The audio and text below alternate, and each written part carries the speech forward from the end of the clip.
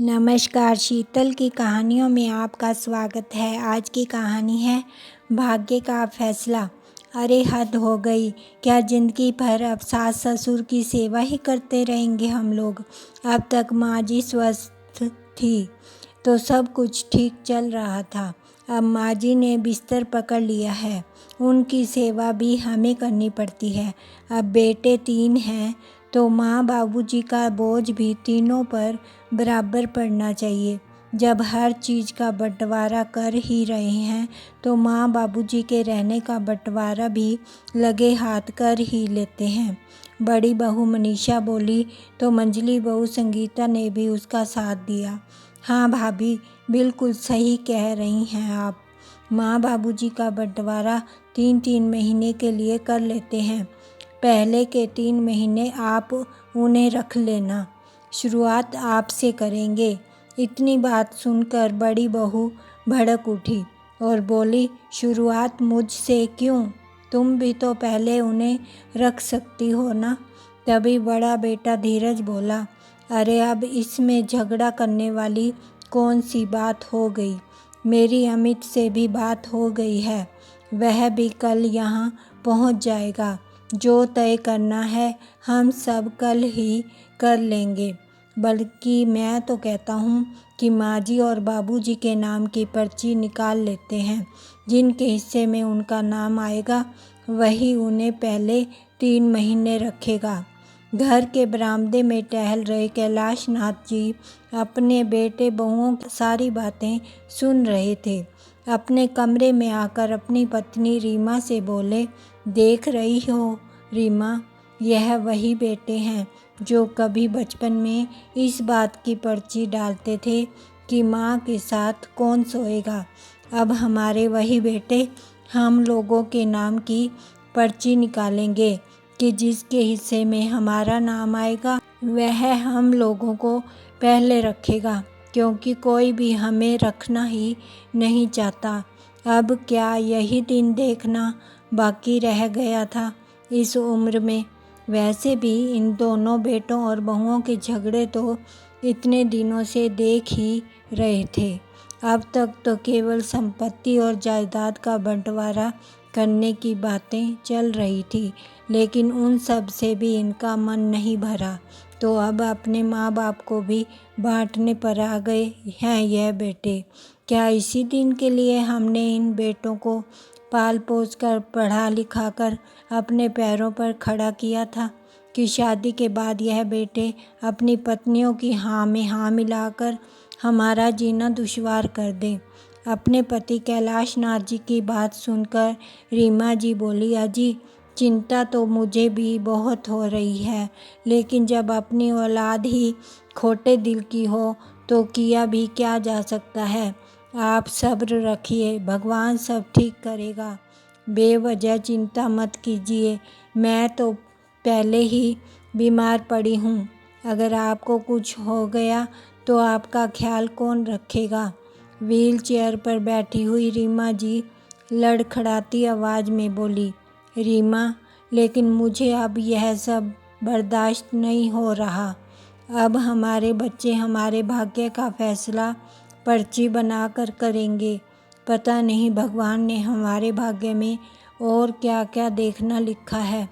इतना कहकर वे उदास मन से बिस्तर पर जाकर सो गए। उधर हालात से मजबूर रीमा जी भी अपने आंसुओं को छुपाती हुई अपने पुराने दिनों की याद में खो गई।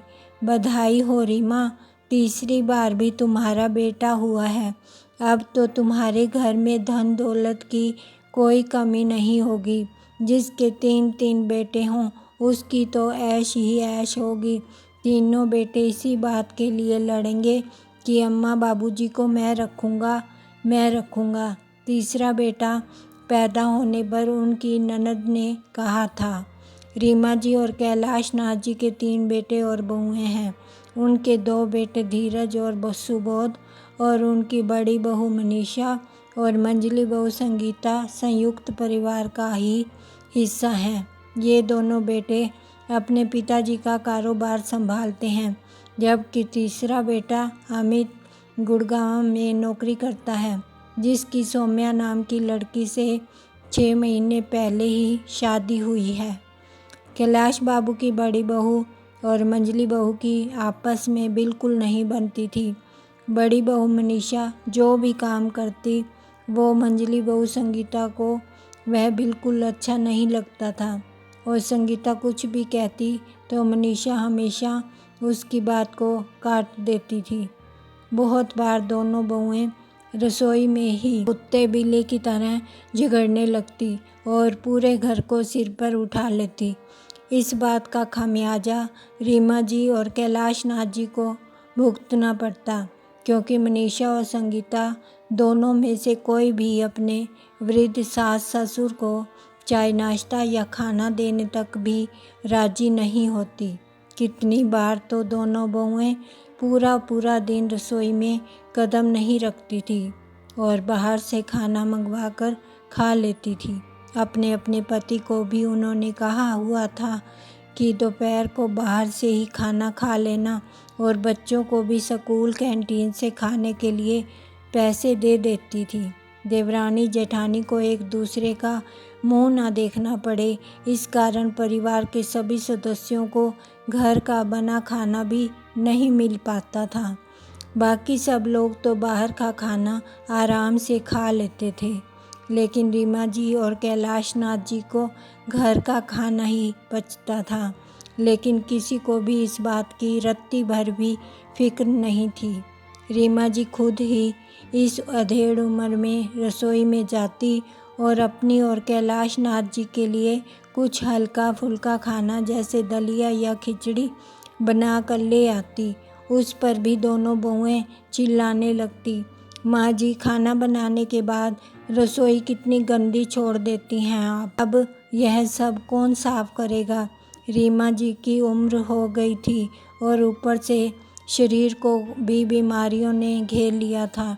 डॉक्टर ने आराम करने की सलाह दी थी, लेकिन जब दोनों बहुएं ही सास ससुर को खाना देने से पल्ला झाड़ गई तो उन्हें ही अपनी जिम्मेदारी खुद उठानी पड़ती थी। रीमा जी और कैलाश नाथ जी का परिवार उनके पुश्तैनी मकान में ही रहता था। कैलाश नाथ जी अपनी पत्नी रीमा के साथ ग्राउंड फ्लोर पर रहते थे, जबकि दोनों बेटे और बहुएं ऊपर की मंजिल पर बने अपने अपने कमरों में रहती थी। वैसे तो यह मकान इतना बड़ा था कि दोनों बहुओं को ऊपर के कमरों में रहने की ज़रूरत भी नहीं थी। मकान के निचले हिस्से वाले कमरे भी खाली ही पड़े थे, लेकिन कोई भी बहू नीचे रहने को तैयार नहीं हुई, क्योंकि सास ससुर का कमरा नीचे था और उनसे मिलने के लिए कोई न कोई रिश्तेदार कभी कभार आ जाता था। ऊपर रहते हुए उन्हें मेहमानों को चाय नाश्ता भी नहीं करवाना पड़ता था। वे जानती थी कि जो भी नीचे के कमरे में रहेगा उसकी आज़ादी ख़त्म हो जाएगी, और कोई भी अपनी आज़ादी को खोना नहीं चाहता था। दोनों बहुएं को बाहर घूमने और बाहर का खाना पसंद था, इसलिए अक्सर घर में खाना नहीं बना करता था।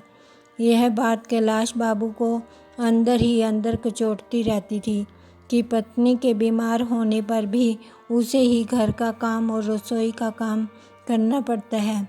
इसलिए बहू की हरकतों से तंग आकर एक दिन कैलाश नाथ जी ने अपने दोनों बेटों को बुलाकर बोले, धीरज और सुबोध, तुम जानते हो कि तुम्हारी माँ की तबीयत ठीक नहीं रहती और तुम्हारी पत्नियाँ अक्सर बाहर चली जाती हैं ताकि उन्हें रसोई में खाना ना बनाना पड़े और घर का काम ना करना पड़े। लेकिन यह बात बिल्कुल भी सही नहीं है। अगर दोनों बहुओं की आपस में नहीं बनती तो वह घर का काम बांट लें। सुबह की रसोई संगीता संभाल लिया करे और शाम की रसोई मनीषा। लेकिन यूँ रसोई के काम से बचते रहना कहाँ की अक्लमंदी है। पिता की बात सुनकर दोनों बेटों ने अपनी अपनी पत्नी को समझाने की कोशिश की। पहले तो दोनों यह बात समझने को तैयार ही नहीं थी, लेकिन 2-3 दिन के पश्चात जब दोनों बेटों की बाहर खाना खाने से एक साथ तबीयत खराब हुई तो दोनों बहुओं ने घर के काम बांट लिए।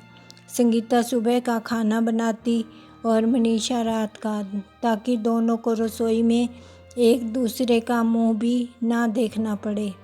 सुबह और शाम दोनों वक्त का खाना अब उन्हें समय पर मिलने लगा था, लेकिन प्यार और सम्मान नहीं। दोनों बहुएं सास ससुर से बात करना भी पसंद नहीं करती थी। एक दिन रीमा जी ने अपनी छोटी बहू संगीता को केवल इतना ही कहा कि बहू, आज खाने में नमक बहुत ज़्यादा था, मुझे बीपी की शिकायत है, तो नमक थोड़ा कम ही डाला करो। रीमा जी के इतना कहते ही संगीता ने बवाल मचा दिया और बोली, माँ जी, आप एक काम क्यों नहीं करती?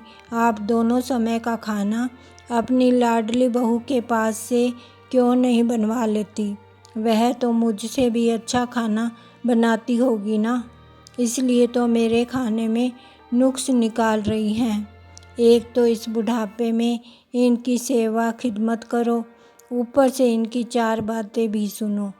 जरा रसोई में आकर देखिए तो सही कितनी गर्मी है। एक तो इतनी गर्मी में खाना बना रही हूँ, ऊपर से नखरे दिखा रही है। अगर यूँ ही मेरे बने खाने पर नाक भौं चढ़ाना है तो मुझसे नहीं होगा। यह खाना बनाने का काम बनवा लीजिए अपनी लाडली बहू से। उधर जब बड़ी बहू मनीषा को यह बात पता चली कि संगीता ने माँ जी से ऐसी बातें कही हैं और कहीं सास ससुर के दोनों वक्त का खाना उसे ना खिलाना पड़ जाए, यह सोचकर वह बोली, माँ जी, जो मिले खा लिया कीजिए, क्यों बेवजह में बेमतलब की टोका टाकी करती रहती हैं। आपको मालूम है कि हम लोग तो बाहर से भी खाना मंगवा कर खा लेंगे, लेकिन आप लोगों का खाना बाहर से नहीं चल सकता, क्योंकि आपको वैसे भी डॉक्टर ने काफ़ी चीज़ों से परहेज रखने को कहा है। अब रोज़ घर में खाना बन रहा है तो उसमें भी आपके नखरे। उसी दिन कैलाश नाथ जी और रीमा जी समझ चुके थे कि अब उनके बेटों और बहुओं के लिए वह एक बोझ से ज़्यादा और कुछ भी नहीं है। रीमा जी, जो पहले से ही बीमार चल रही थी, आए दिन होने वाले दुर्व्यवहार को सहन नहीं कर पाई। एक दिन अचानक उनका ब्लड प्रेशर इतना बढ़ गया कि उनका शरीर लकवाग्रस्त हो गया। अब उनके शरीर का आधा हिस्सा बेकार हो गया और वे व्हील चेयर पर आ गई। अभी तक तो जैसे तैसे वह अपना काम कर लिया करती थी, लेकिन लकवाग्रस्त होने के बाद अब वे दोनों बिल्कुल बहुओं के रहमो करम पर आश्रित हो चुके थे। रीमा जी बेबस अपने बिस्तर पर या व्हील चेयर पर पड़ी रहती और कैलाश बाबू अपनी पत्नी का ध्यान रखने के लिए अब घर पर ही रहने लगे, क्योंकि बहुओं से तो बड़ी मुश्किल से उन्हें 2 वक्त की रोटी दी जाती थी। रोटी देकर जाती तो दोबारा कमरे में झांकती भी नहीं थी। कैलाश नाथ जी के घर बैठने के कारण उनके दोनों बेटों धीरज और सुबोध में व्यवसाय को लेकर लड़ाई होनी शुरू हो गई। धीरज ने इल्ज़ाम लगाया कि सुबोध दुकान से ज़्यादा पैसे उठाता था, जिस वजह से हिसाब किताब में गड़बड़ हो रही थी, और सुबोध कहने लगा कि धीरज उस पर झूठा इल्ज़ाम लगा रहा है। खैर, सारी बातों का निचोड़ यही निकला कि दोनों भाइयों को अब अलग हो जाना चाहिए और अपनी अपनी जिम्मेदारी उठानी चाहिए। धीरज का कहना था कि अब मेरे बच्चे भी बड़े हो रहे हैं तो उनका खर्चा ज़्यादा है। अगर सुबोध इसी तरह दुकान से पैसे निकालता रहा तो वह दिन दूर नहीं जब खाने के लाले पड़ जाएंगे। इसलिए बंटवारे में ही फ़ायदा है, ताकि हम लोग अपने अपने पैसे बचा पाएँ। दोनों ने ही मिलकर फैसला कर लिया कि जब दुकान वे दोनों संभाल रहे हैं तो दुकान में केवल 2 हिस्से किए जाएंगे, क्योंकि तीसरा भाई तो नौकरी करता है। दोनों ने ही मिलकर पुश्तैनी मकान और गांव से दूर जो उनका एक मकान था, उसके बंटवारे का फैसला भी खुद ही कर लिया। जिसमें पुश्तैनी मकान एक के हिस्से में आ जाएगा और गांव से दूर दूसरा मकान का दूसरे बेटे के हिस्से में आएगा, क्योंकि उनके तीसरे भाई अमित ने अपना मकान गुड़गांव में ही बना लिया है, इसलिए उसे मकान की ज़रूरत नहीं है। हालांकि गांव की ज़मीन के बारे में उन्होंने विचार किया कि इसके 3 हिस्से किए जाने चाहिए, जो तीनों में बराबर बराबर बांट दिए जाएं। ऐसा बंटवारा सुनकर दोनों बहुएं बड़ी खुश हो गई। संगीता अपने पति सुबोध से बोली कि मैं तो कब से अलग होना चाहती थी, मगर आप ही नहीं मान रहे थे। देखा आज कैसे बड़े भैया ने आप पर इल्ज़ाम लगा दिया, जबकि मैं भी जानती हूँ वह कोई दूध के धुले नहीं हैं। वह हर महीने दुकान से ज़्यादा पैसा उठाते थे, लेकिन आपने तो कभी उनसे हिसाब नहीं मांगा। हिसाब मांगना तो दूर, सीधा आप पर ही इल्ज़ाम लगा दिया। दूसरी ओर धीरज की पत्नी मनीषा यह सोचकर खुश थी कि रोज़ रोज़ अपनी देवरानी का मुंह नहीं देखना पड़ेगा, और बोली मैं तो पहले ही आपसे कहती थी कि यह दोनों पति पत्नी एक नंबर के चोर हैं। अच्छा हुआ इनसे छुटकारा मिलेगा। दोनों बेटे बहुएं इतने खुश थे कि अलग होने की खुशी में वह माता पिता को तो जैसे भूल ही गए थे। कैलाश बाबू और रीमा जी बैठे बैठे सब देख रहे थे और उनकी बातें सुन रहे थे, और मन ही मन सोच रहे थे कि जो बेटा बहुएं हमें साथ रखेंगे, हम खुशी खुशी उन्हीं के साथ रह लेंगे। रीमा जी कैलाश नाथ जी से बोली, जो बेटा बहू हमें अपने साथ रखने के लिए कहेंगे तो हम उन दोनों के साथ ही चले जाएंगे। वैसे भी हम बूढ़ों को इस उम्र में क्या चाहिए ही क्या, बस 2 समय की रोटी, इसलिए आप कुछ मत कहिएगा। तभी कैलाश नाथ जी बोले, अरे रीमा, मैं बेवजह क्यों फट्टे में टांग अड़ाने लगा, लेकिन हाँ, अगर बात हमारे वजूद पर आ गई तो मैं भी चुप नहीं रह पाऊँगा। कुछ देर बाद जब कैलाश जी बरामदे में टहलने निकले तो उन्होंने देखा कि उनके बेटे बहुएं किसी गंभीर विषय पर चर्चा कर रहे हैं। वे सोचने लगे, आज तक जिन बेटे बहुओं में 36 का आंकड़ा था, आज हर चीज़ का बंटवारा और फैसला करने के बाद कैसे चारों साथ में बैठकर आगे की प्लानिंग कर रहे हैं। तभी उनके कानों में बड़ी बहू मनीषा के स्वर गूंजे, कल देवर जी के आने के बाद माँ जी और पिताजी के नाम की भी पर्ची निकाल लेंगे। जिनके हिस्से में उनकी पर्ची आएगी वे दोनों उसी के साथ पहले 3 महीने रहेंगे। तभी संगीता बोली, भाभी आप फिक्र मत कीजिए, जब सभी चीज़ों का बराबर बंटवारा किया है तो माँ बाबूजी के रहने का बंटवारा भी बराबर ही करेंगे, किसी एक के माथे नहीं मढ़ देंगे इनको। दोनों बेटों ने भी अपनी पत्नियों की इस बात में सहमति जताई। अपनी और अपनी पत्नी के बारे में ये बातें सुनकर आज कैलाश नाथ जी अंदर तक टूट चुके थे। उनकी तो मानो शरीर में से जान ही निकल गई थी।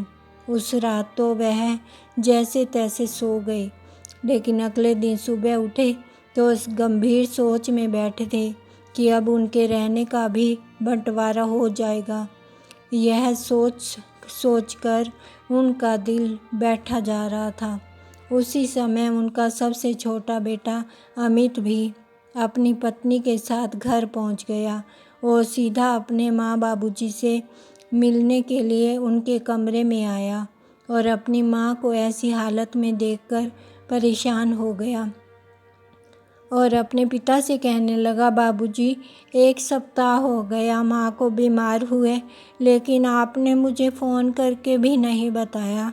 यह तो कल बड़े भैया का फ़ोन आया, तब मुझे माँ की हालत के बारे में मालूम पड़ा।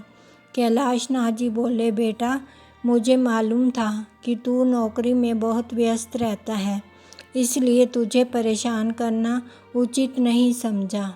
सुबह के 10 बज चुके थे लेकिन अभी तक किसी ने नाश्ता नहीं किया। यह जानकर अमित की पत्नी सौम्या रसोई में सबके लिए नाश्ता बनाने चली गई और थोड़ी ही देर में माँ बाबूजी के लिए गर्मा गर्म नाश्ता बनाकर लाई और रीमा जी को अपने हाथ से खिलाने लगी। उसी समय धीरज और सुबोध भी अपनी अपनी पत्नियों के साथ कैलाश जी के कमरे में पहुंच गए और एक दिन पहले संपत्ति के बंटवारे के विषय में जो फैसला उन्होंने लिया था उसे बता दिया। अमित यह बात सुनकर हैरान था कि बाबूजी की दुकान, 2 बड़े बड़े मकान और गांव की ज़मीन में से उसके हिस्से में केवल गांव की ज़मीन का तीसरा हिस्सा ही दिया गया था। उसी समय बड़ी बहू मनीषा बोली, देवर जी अब आप आ ही गए हैं तो लगे हाथ माँ बाबूजी के रहने का बंटवारा भी किए देते हैं। हम लोगों ने सोच लिया है कि माँ बाबूजी 3-3 महीने हम सभी के साथ रहेंगे और पहले किसके साथ रहेंगे इस बात का फैसला पर्ची निकाल कर किया जाएगा।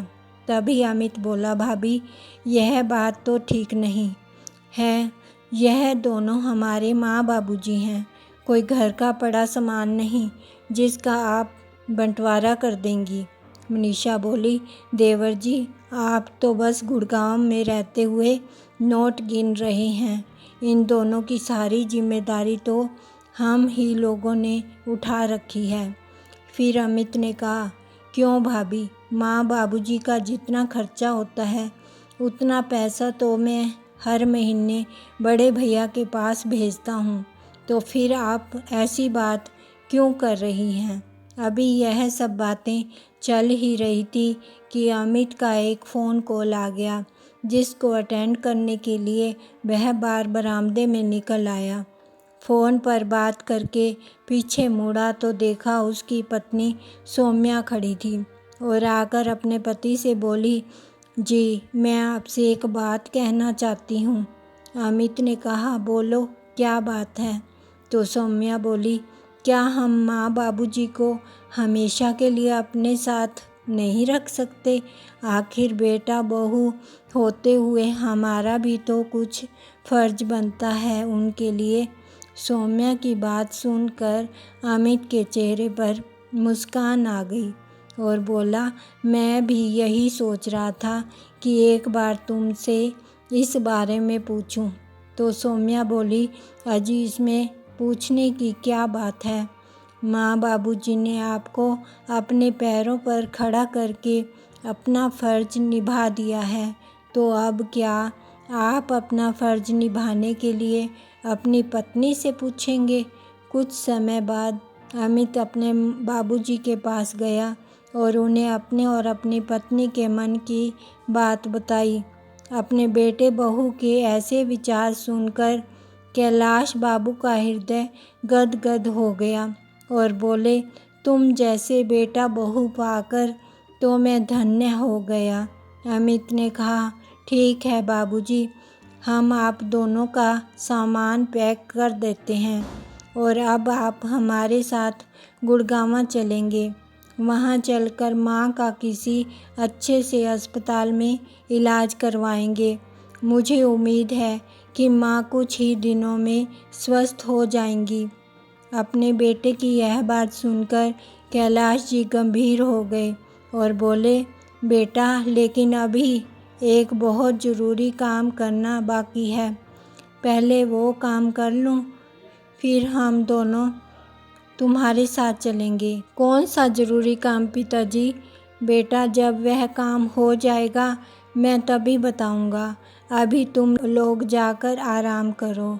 अगले दिन सुबह कैलाश नाथ जी बिना बताए कहीं चले गए और शाम के वक्त लौट कर आए तो उनके हाथों में कुछ डॉक्यूमेंट्स थे और चेहरे पर आत्मविश्वास। कैलाश नाथ जी ने तीनों बेटों और बहुओं को अपने कमरे में बुलाया और बोले कि बंटवारे के विषय में मैंने एक फ़ैसला किया है। फ़ैसला? अब कौन सा फ़ैसला करना बाकी था।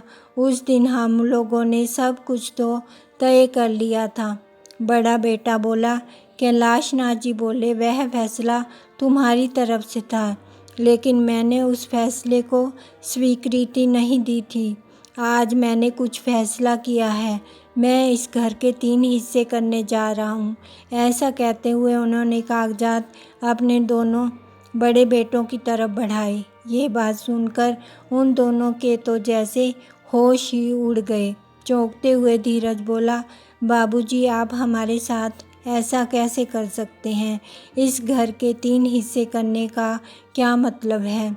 छोटे ने तो गुड़गांव में अपना मकान खड़ा कर लिया है, फिर उसका इस मकान पर हक नहीं रह जाता। बेटा, अभी मेरी बात ख़त्म नहीं हुई है, पहले पूरी बात तो सुन लो। मैं केवल इस घर को ही नहीं बल्कि अपनी दुकान को भी 3 हिस्सों में बांट दिया है। गांव का मकान और ज़मीन मैंने बेचने पर लगा दिए हैं और सबसे छोटे बेटे अमित के साथ मैं अपना एक जॉइंट अकाउंट खुलवा रहा हूँ।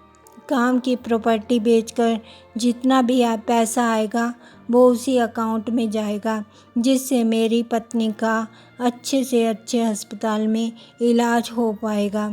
बाकी का बचा हुआ पैसा छोटे का ही होगा। यह बात सुनकर बड़ी बहू और मंझली बहू गुस्से में आकर ज़ोर ज़ोर से चिल्लाते हुए बोली, यह तो अन्याय है बाबूजी। हमने जो इतने दिन आपकी सेवा की उसका आपने हमें यही सिला दिया। कौन सी सेवा बहू? हमें 2 वक्त की रोटी कौन देगा? इस बात का फैसला करने के लिए भी तुम लोग पर्चियों का सहारा ले रहे थे। अपनी माँ का अस्पताल में अच्छा इलाज करवाने की बजाय तुम लोगों को बंटवारे की पड़ी थी। तुम्हारी इस सेवा का ही परिणाम है कि आज मेरी पत्नी व्हीलचेयर पर पड़ी है। जरा देखो उसकी हालत। ऐसा कहते हुए कैलाश नाथ जी फफक कर रो पड़े।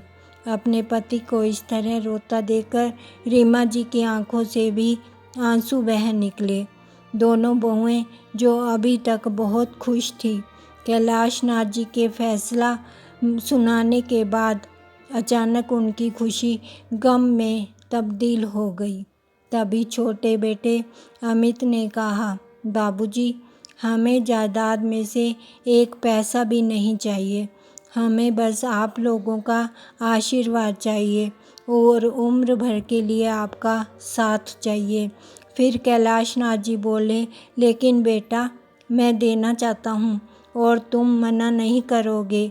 अगले दिन सुबह कैलाश नाथ जी और रीमा जी अपने छोटे बेटे और बहू के साथ गुड़गांव के लिए निकल गए। वहाँ अमित ने अपनी माँ रीमा को एक अच्छे से डॉक्टर के पास ले गया। डॉक्टर ने कुछ दवाइयों के साथ स्पेशल डाइट और ख़ास तरह की एक्सरसाइज बताई।